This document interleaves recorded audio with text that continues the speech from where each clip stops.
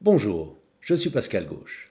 Bienvenue dans ce nouveau tutoriel sur Premiere Pro.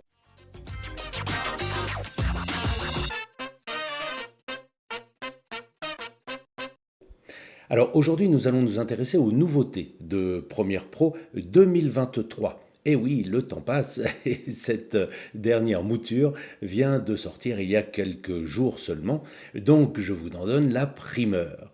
Alors, nous allons voir tout de suite ce que nous propose ce Premiere Pro 2023 dans ce nouveau millésime. Alors, allons-y. Alors, dans un premier temps, cela ne vous rappelle peut-être rien, mais j'ai un document qui est déjà ouvert, j'ai un projet qui est ouvert, qui s'appelle Premiere Pro 2023 Nouveautés, mais on peut voir pour les anciennes interfaces qu'il y a quelques modifications, et on le voit parfaitement ici, avec ces trois nouveaux onglets que sont importés, modifiés et exportés. Donc je vais commencer par importer pour vous dire qu'à chaque fois que vous ferez un nouveau projet, ce que je vais faire ici, par exemple, fichier nouveau projet, eh bien au tout début on nous demande de créer un nom. Nous n'avons plus en fait la boîte de dialogue qu'on avait avant où on rentrait un certain nombre d'informations, comme je l'explique d'ailleurs dans mon tuto sur la formation longue de Adobe Premiere Pro. Donc c'est cette manière de faire maintenant qu'il faut prendre en compte. Donc là je vais faire un nouveau nom de projet. Projet test. Évidemment, je vais faire attention à bien le mettre à un endroit qui m'intéresse lors de mon organisation. Là, je vais le laisser sur le bureau pour une question de facilité.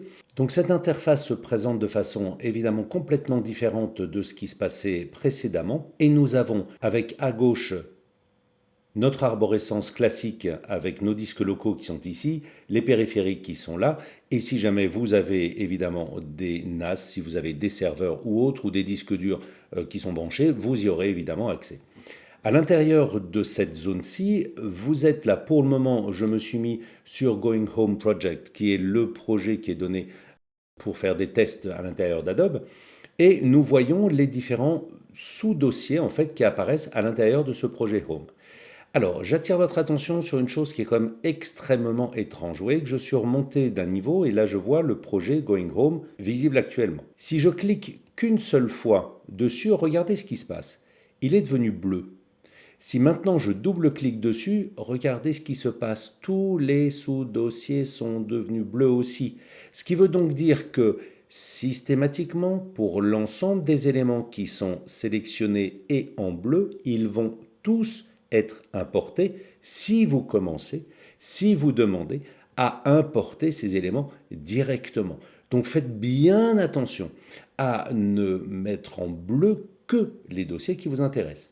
Donc je vais remonter tout en haut pour décocher en fait sur tutoriel pour décocher ce dossier-là. Je double-clique et non pas qu'une seule fois, j'insiste, je double-clique dessus pour l'ouvrir.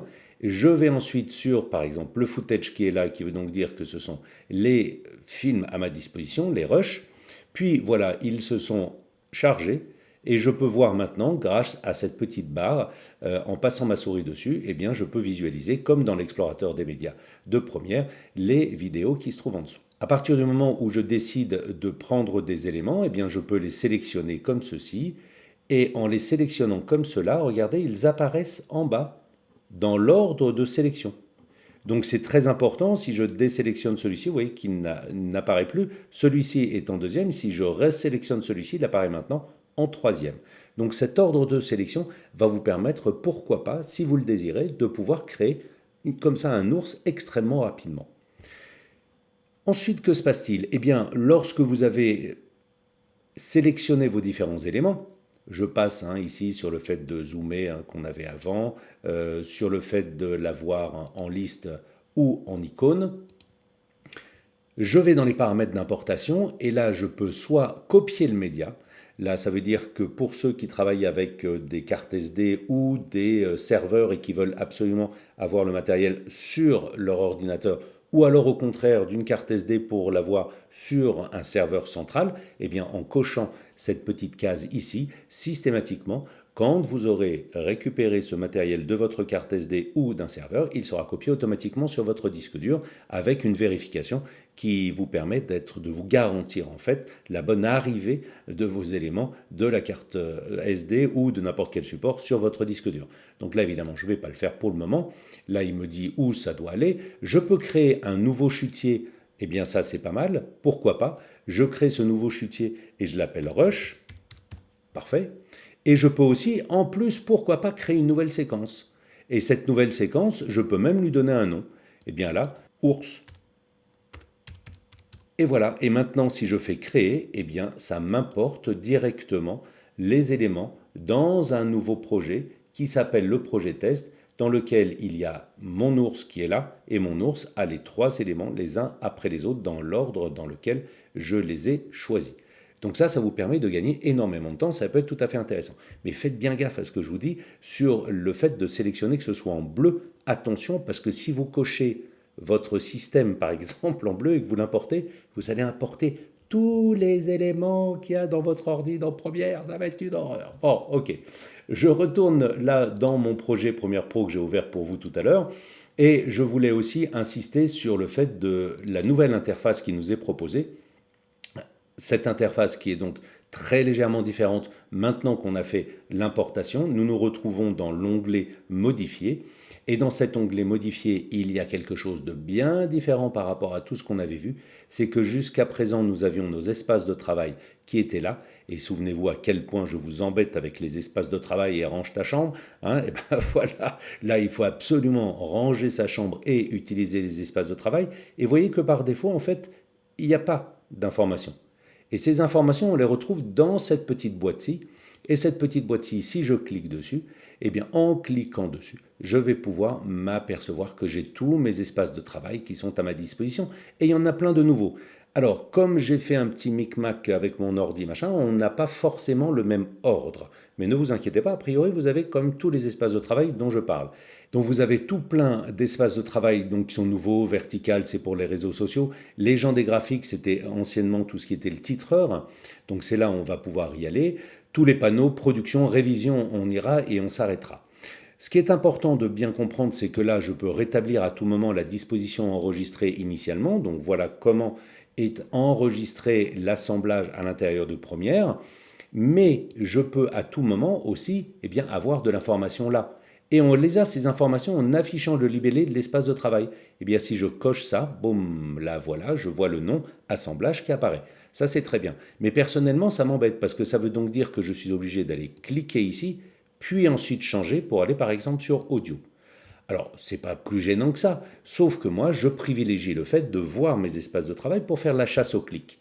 Et pour cela, le fait de faire moins de clics, je ne vais pas afficher l'espace de travail, je vais afficher un onglet avec les espaces de travail. Et en cochant là-dessus, regardez, je retrouve ma petite barre d'avant, que je peux agrandir ou rapetisser.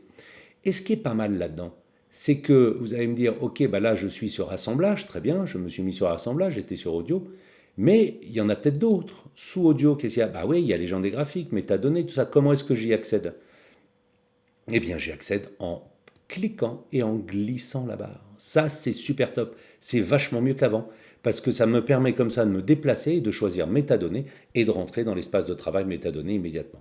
Donc ça, c'est vraiment très très bien, je trouve. C'est super pratique de pouvoir se balader, d'avoir l'ensemble des éléments et au cas où on en ait beaucoup, eh bien pouvoir y accéder facilement, j'insiste. Et regardez, si je vais dans modifier les espaces de travail, je vais pouvoir à tout moment réorganiser mes espaces de travail comme je le désire.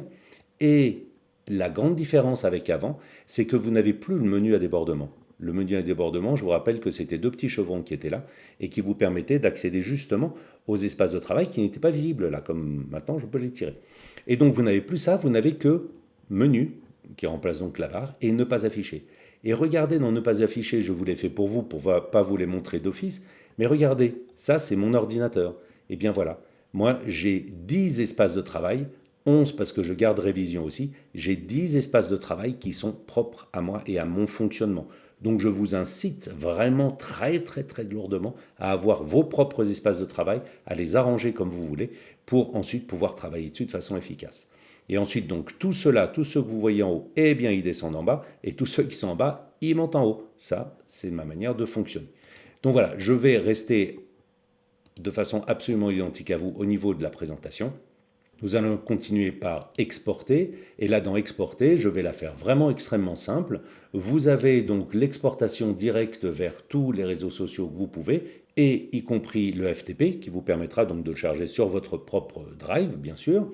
Voilà le nom du fichier. Donc vous avez les réglages, ce sont des réglages tout simples, avec des préconfigurations qui existent, qui sont relativement limitées jusqu'à présent, mais je peux à tout moment, en accédant à ce petit menu, eh bien, à sélectionner d'autres paramètres prédéfinis. Voilà les listes. Et comme on peut le voir, il y a toujours la possibilité de les mettre en favori et donc de les importer. Et si je veux, pour une raison X ou Y, je veux un 4K Ultra HD, eh bien voilà, il est coché, je dis OK, et mon 4K Ultra HD maintenant apparaît ici dans cette liste. Donc voilà, moi je mets de l'Apple ProRes et puis du YouTube et autres, et ça va être la manière pour moi de pouvoir très facilement exporter des éléments. Je vais pouvoir donc exporter et choisir d'exporter que la vidéo, que l'audio, etc., etc. Tout ça, donc je ne rentre pas dans le détail, mais c'est comme ça que l'on fait. Et vous pouvez l'exporter directement par Premiere comme d'habitude, ou alors l'envoyer à un média encodeur, ce qui vous permettra de libérer Premiere du travail de l'exportation et pouvoir continuer à bosser par-dessus. Voilà donc pour l'export et la nouvelle interface. Je me remets sur Modifier et je retourne sur le projet Premiere 23 nouveautés. Donc voilà, j'ai parlé de la nouvelle interface et des nouveaux espaces de travail. Maintenant, parlons des contours. Alors les contours, en fait, on va retrouver toutes ces informations à l'intérieur de l'espace de travail qui s'appelle Légende et Graphique. Légende, c'est surtout pour les sous-titres, et Graphique, c'est un petit peu pour tout ce qui pourrait être graphiquement intéressant, donc comme les textes et autres. Donc, si j'y vais, eh bien, je vais aller me mettre dans l'espace de travail Légende et Graphique en glissant la barre comme ceci, et j'appelle Légende et Graphique. Pour être sûr d'avoir la même configuration que vous, je clique sur le menu des espaces de travail, je rétablis la disposition enregistrée. Voilà, nous avons la même, voilà comment ça se présente pour vous. Donc j'ai écrit un texte qui s'appelle Home, très bien, puisque ça vient avec ce petit film, et il ne se passe rien du tout, mais si je le sélectionne, et que je sélectionne le mot Home, le calque Home à l'intérieur du texte, eh bien j'ai pu affecter en fait un contour, et dans ce contour, j'ai décidé d'avoir un dégradé linéaire que j'ai fait bleu et bleu ciel, si je puis dire, en fait qui reprennent un petit peu quelques couleurs, ou en tout cas quelques teintes qui ont été issues de la vidéo. Et je dis OK, mais regardez ce qui est intéressant, c'est que en fait, je peux jouer maintenant sur le côté externe ou interne des contours. Ce qui veut donc dire que là, je suis à l'extérieur de Home. Si je me mets en intérieur, comme vous pouvez le voir, bah là, je ne vois plus, je suis à l'intérieur. Mais si j'augmente, j'étais à 7. Mais si je diminue, eh bien regardez, hop, j'apparais. Et là voilà, c'est donc à l'intérieur maintenant du mot, et non plus à l'extérieur. Donc si je le veux par contre au centre, eh bien ce sera au centre, et donc en fonction de la taille, vous voyez que là, le mot, il se trouve à l'intérieur de ce contour. Donc si je me mets à l'extérieur comme je l'avais fait, je vais rediminuer ça un tout petit peu, ouais, bon, comme ça très bien, et j'ai rajouté un contour en fait. Pour le rajouter, eh bien, je vais sélectionner celui-ci et je l'enlève ou je le rallume. Pour supprimer ce contour-là, eh bien, je le supprime et je le rajoute si je veux. Je peux choisir une couleur. Et là, c'est une nouveauté supplémentaire. Au lieu d'avoir la pipette sur le bord ici, qui était loin pour aller chercher, eh bien, ils l'ont enfin mis juste à côté, ce qui est quand même pas mal parce que ça nous permet d'accéder immédiatement à côté de notre sélecteur de couleurs de la pipette. Et si cette pipette, je la prends et que je choisis ses cheveux, eh bien voilà, j'ai choisi ses cheveux. Pourquoi pas 11? Très bien. Et là, pour le moment, c'est en externe, donc c'est à l'extérieur. Ça peut être sympa. Ou alors en interne. Et là, dans ces cas-là, c'est énorme puisque je remplis en fait toutes les lettres, ou alors au centre. Et là, dans ces cas-là, ça va prendre à l'extérieur, en fait, sur l'ensemble de mon contour. Donc là, moi, je vais le laisser en interne et je vais le diminuer un petit peu, histoire d'augmenter la capacité de lecture. Maintenant, nous avons la possibilité de faire des changements sur plusieurs titres à la fois. Ça veut dire quoi? Voilà, j'ai un titre dans lequel il y a ces 3 calques. Alors déjà, dans un premier temps, si je sélectionne l'ensemble de ces 3 calques, je peux choisir allègrement une nouvelle couleur avec mon sélecteur de couleurs et je le vois qu'ici elle est sélectionnée. Donc je peux essayer pourquoi pas de faire une sorte de complémentaire du vert que nous avons en dessous avec un magenta. Pourquoi pas, et comme vous pouvez le voir, bah, ça marche à tous les coups pour l'ensemble. Et puis celui-ci, je peux peut-être aussi lui mettre en magenta et un petit peu plus clair. Voilà, et je trouve que l'ensemble de ces tailles-là est un peu trop grosse, donc je vais la diminuer. Voilà. Donc ça me permet là de travailler ensemble, surtout que vous voyez que pour le moment, vous n'avez pas la possibilité de jouer sur l'ensemble des styles quand vous avez tous les calques sélectionnés. Par contre, évidemment, les styles continuent à exister calque par calque. Au niveau de la mise en page, eh bien, au niveau de la mise en page, nous pouvons maintenant jouer sur plusieurs éléments à la fois. Souvenez-vous, avec les anciens objets graphiques essentiels, eh bien, on ne pouvait pas en fait aligner les éléments les uns par rapport aux autres. À chaque fois, c'était aligné par rapport à la vidéo. Donc là, ce qui est vachement bien, c'est qu'on a la possibilité de le faire maintenant. Donc regardez, je sélectionne l'élément, qui est donc mon titre, avec toujours 3 calques de texte qui sont ici. Si j'ai un seul calque sélectionné, eh bien, j'ai rien comme possibilité d'alignement, c'est-à-dire je peux l'aligner lui-même par rapport à lui-même et par rapport à la vidéo. Mais si j'ai les 3 sélectionnés, regardez là, j'ai aligné et transformé qui vient d'apparaître avec plusieurs possibilités. Aligné sur la vidéo, et bien donc je vais l'aligner par rapport à la vidéo qui se trouve en dessous, donc par rapport à son calque, à leur calque à eux-mêmes. Si je fais aligner au centre verticalement, évidemment, ils vont tous se remettre au centre de la vidéo. Je fais 2 CTRL Z pour annuler ou commande Z. Si par contre je me mets à aligner sur l'image vidéo en tant que groupe, eh bien regardez ce qui se passe. Si je me centre à l'horizontale et à la verticale, eh bien c'est l'ensemble du groupe où on voit sa moyenne, et sa moyenne est positionnée à l'horizontale et à la verticale par rapport à la vidéo. Donc ça, c'est vachement bien. Et la dernière des possibilités, c'est aligner sur la sélection. Et bien là, je vais donc aligner les uns par rapport aux autres, c'est ce que je viens de voir. Je les ai donc alignés là verticalement, tous ensemble, d'un seul coup d'un seul, ce qui n'était pas possible avant. Et ça, c'est absolument génial. Et bien évidemment, je peux ensuite répartir l'espace verticalement, et ce qui va donc me permettre, comme c'est par rapport à la sélection, me permettre donc de faire descendre Room par rapport à Jungle et à Titlan.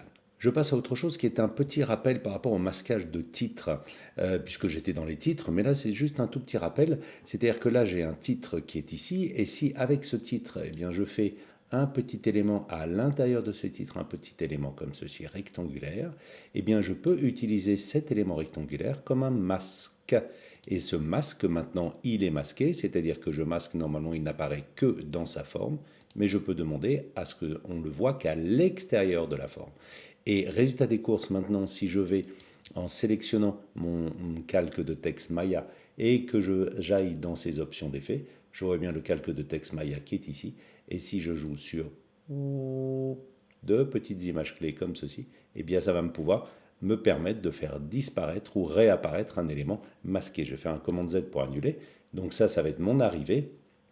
Donc je crée une image clé, la première en déclenchant le chronomètre, je me remets au début et puis je vais baisser avec le Y pour faire disparaître ceci. Et là j'appuie sur play et pom, et ça apparaît. Un petit clic droit sur la dernière image clé pour une interpolation temporelle progressive. Et comme ceci, j'ai une décélération à l'arrivée. Et ça, c'est super. Et c'est des choses qui existent avant, mais j'aime bien leur montrer quand même. Bien, maintenant, passons au multithreading, c'est-à-dire la capacité qu'a la carte graphique de traiter plusieurs images à la fois, et donc pour un rendu qui est beaucoup plus efficace, beaucoup plus rapide. Alors, allons voir ça, comment ça fonctionne avec des éléments de notre panel d'objets graphiques essentiels, comme par exemple celui-ci, le Black Friday. Je l'amène et regardons en quelques secondes, boum, il est apparu. Et ça, c'est absolument génial parce que ce n'était pas du tout le cas avant. Seul After Effects avait cette capacité. Donc là, si je fais un petit clic droit là-dessus et définir la taille de l'image, eh bien, j'ai bien mon élément qui apparaît comme ceci et qui est lu de façon assez rapide grâce à cette technologie du multithreading. Et ensuite, nous avons la transcription. Et ça, c'est une tuerie encore, mais qui existait déjà en 2022, mais j'attire votre attention sur le fait que maintenant, ça marche super bien. Donc regardez, ici, je me mets avec la voix off, la VO de Going Home, qui est une femme qui a une super voix, je trouve. Who built towering cities of limestone in verdant jungles. Ah, j'adore sa tessiture, je trouve ça vraiment génial. Et donc, si je veux faire une transcription de cette voix, eh bien, je me mets sur Légende et graphiques, ce qui est déjà le cas ici. Comme je ne vois pas forcément tous mes éléments, eh bien, je rétablis la disposition enregistrée et je revois l'ensemble de l'élément. Je vais sur l'onglet transcription, sur lequel j'avais déjà fait la transcription, mais ce n'est pas grave, je vais la refaire pour vous. Donc, je fais transcrire à nouveau la séquence en appuyant sur les trois petits points du menu contextuel. Là, il me demande en quelle langue va être parlé, donc c'est de l'anglais. L'audio, eh bien l'audio, soit c'est un mixage de l'ensemble des pistes, soit je lui demande d'aller se concentrer sur une seule piste, comme par exemple la piste audio 2 sur laquelle se trouve ma voix off. Et je fais transcrire. Et là, en quelques secondes, en fonction de la vitesse à laquelle votre système peut discuter avec le cloud, et puis la complexité évidemment de vos textes, eh bien vous allez avoir en quelques secondes, boum. La réalité, c'est que maintenant, si je clique sur This, This is my story of returning home, et je vois tout ce qui est écrit, to the land of the eternal spring, a la tierra de mis raíces. alors à la tierra de mis raíces, même si je parle espagnol, absolument pas du tout, mais je vois que ça a été écrit n'importe comment. Donc là, je peux sélectionner les éléments et à la tierra de mis raíces. Voilà, de mis raíces, parfait. Et si maintenant, regardez ce qui est génial, c'est que je peux revenir sur Eternal Spring et comme je l'ai choisi, regardez et écoutez. Eternal spring, a la tierra de mis raíces. Et voilà. Et partant de là après, une fois que j'ai fait toutes les corrections, eh bien je n'ai plus qu'à créer des légendes en cliquant sur le petit CC pour Close Captions. Et là, je vois créer à partir de la transcription de la séquence. Vous laissez tout ça par défaut parce que ça marche très très bien. Je vous laisserai découvrir ça plus en détail. Je vais juste écarter un petit peu les sous-titres d'un minimum d'un nombre d'images. Voilà, pourquoi pas 5. Et je dis créer. Et là, regardez la beauté de l'histoire, c'est que là, ma création de sous-titres, c'est faite. Et là, si j'appuie sur Play, regardez à l'écran. To the people of the corn, who built towering cities of limestone in verdant jungles. Elle n'est pas magique la vie, c'est génial, c'est super facile, c'est vraiment incroyable. Donc c'est super top. Vous aurez tout loisir ensuite de pouvoir par exemple tout sélectionner, aller dans modifier et changer tout ça pour l'ensemble des éléments qui sont là. Si vous les voulez jaunes, eh bien je les sélectionne tous, je clique sur le fond jaune et je vais mettre un petit jaune et les avoir en jaune, comme ça sort un petit peu sur les blancs. Pourquoi pas? C'est top, c'est génial, c'est absolument fabuleux. Et enfin, donc, nous avons, pendant tout ce temps-là, je clique sur 09, mais ça ne veut rien dire. En fait, sur 09, c'est simplement pour vous montrer que vous avez pu voir, et rien du tout. C'est-à-dire qu'il n'y a eu aucun autosave de fait. L'enregistrement automatique se fait en background, se fait en arrière-plan. Ce qui veut donc dire que en permanence, vous l'avez, mais vous ne savez pas que vous l'avez. C'est quand même top. Ça n'empêche pas qu'il faut quand même que vous fassiez des petits contrôles régulièrement. Mais regardez, si je vais dans mes préférences, édition préférences, enregistrement automatique, eh bien j'ai bien mes enregistrements automatiques qui sont bien cochés et qui apparaissent toutes les 5 minutes et pendant 20 instances. Mais ça, c'est mon histoire. Donc ça, c'est vraiment très bien. Et il n'y a aucun pendant, il n'y a aucun lien, mais il se trouve aussi que quelque chose a été enlevé de cette version 2023, c'est l'ancien titreur. L'ancien titreur qui utilisait des formats première title, PRTTL, Premier Title, ça n'existe plus. Donc là, vous ne pourrez plus utiliser vos anciens. Donc avant de faire une mise à jour à la 2023, faites bien gaffe, récupérez vos éléments comme vous pouvez. Je ne sais pas trop ce que vous allez pouvoir en faire. Et ensuite, récupérez-la, en tout cas, d'une certaine façon, pour pouvoir les utiliser par la suite. Enfin, vous avez ce qu'on appelle le Frame.io. Donc Frame.io, qu'est-ce que c'est? Eh bien, c'est la possibilité de se mettre sur un espace de travail qui s'appelle Révision Et dans cet espace de travail révision, à partir du moment où vous vous serez logué ici, vous aurez cette petite interface. Là, nous sommes dans un projet de démo. Donc ici, je suis allé sur le petit dossier, j'ai créé un nouveau projet avec Add Project qui est là. Si je clique dessus, je n'ai rien dedans. Et pour le moment, il faut que je puisse uploader des éléments à l'intérieur. En uploadant, qu'est-ce que je vais uploader? Est-ce que je veux uploader la séquence active ou alors un fichier que j'ai sélectionné ici, ou carrément un chutier? Tout ça, ce sera libre à vous de le faire, ou directement le projet en entier. Et si je fais la séquence active, il me reprend bien le nom, c'est-à-dire 10 frame.io pour révision, c'est parfait. Je sais que c'est du 720, donc je me mets en 720, mais vous pourriez changer en tout ce que vous voulez en fonction de vos besoins. Je reste en 720. C'est donc la totalité de la séquence et je vais le mettre à l'intérieur d'un dossier particulier qui s'appelle Frame.io, mais ça je l'ai créé, vous faites ce que vous voulez, sur mon bureau simplement pour avoir la possibilité de le récupérer. Très bien. Et voilà, et ensuite, je vais uploader ça. Et ce qui va se passer, c'est que Media Encoder va être lancé pour fabriquer en fait une copie en 720p de cet élément, on le voit ici, et c'est ça qui va être mis dans mon Frame.io, là, le dossier que j'ai mis sur mon bureau. Entre-temps, il est en train de créer un nouveau projet, un nouveau résultat, je dirais, qui est ici et qui va me permettre de le partager pour avoir des commentaires de la part de tout plein de gens. Et comment ça marche? Écoutez, voilà, ça a été fait. Si je clique droit dessus, je peux lui demander de le partager pour commentaire. Et si je le partage pour commentaire, il me donne un code. Ce code, je n'ai qu'à le copier-coller directement dans n'importe quel navigateur et je vais avoir accès à cela. Alors que je copie le lien ici, si je le copie, je peux donc le coller dans un mail et l'envoyer à quelqu'un. Ou alors que je clique droit, je vais donc pouvoir l'ouvrir dans mon navigateur. Et le voilà. Donc là, vous pouvez donc envoyer ça à n'importe qui. Et si je fais play, je regarde ce qui se passe ici et je lui dis, peut-être là, dans ces cas-là, j'écris un commentaire à déplacer à la fin et j'envoie, boum, c'est marqué ici, il y a un petit P qui est là, un petit P qui est ici, je continue à lire, barre espace, ça marche très bien aussi.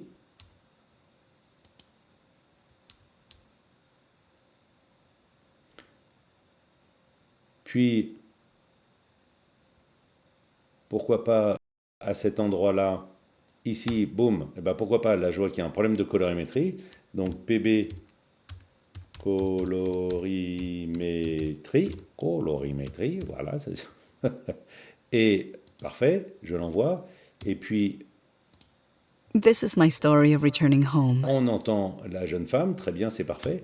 Et là, par exemple, ici, moi je dis que c'est le retour à la maison, donc j'ai envie de faire une marche arrière. Je veux que la caméra, au lieu qu'elle avance comme ceci, je veux qu'elle avance comme cela, c'est-à-dire aller en marche arrière. Alors pour ça, je vais faire des petits dessins. Hop, et je vais faire des petits dessins. Une flèche qui me dit, voilà, je la veux dans ce sens-là. Un petit tourniquet ici de cette couleur pour lui indiquer que c'est dans ce sens. Et puis, comme commentaire, aller en marche arrière. Et envoyer, boum. Et là, moi, je vois directement à l'intérieur de Première, je suis juste revenu, regardez, j'ai mes 3 éléments qui apparaissent là, les 3 commentaires. Et si je clique sur les éléments, voilà, ça me les met. 1, à déplacer à la fin. 2, problème de colorimétrie. 3, aller en marche arrière. Et je vois parfaitement où j'en suis. C'est top, ça marche super bien. Et voilà, cette formation sur les nouveautés d'Adobe Premiere Pro CC 2023 est terminée. N'hésitez pas à me laisser vos commentaires et d'aller visiter ma page sur tuto.com où j'ai de nombreuses autres formations à vous proposer, des formations complètes sur Premiere Pro par exemple et de très nombreuses autres formations sur Photoshop et After Effects. Merci de m'avoir suivi et à très bientôt. Au revoir.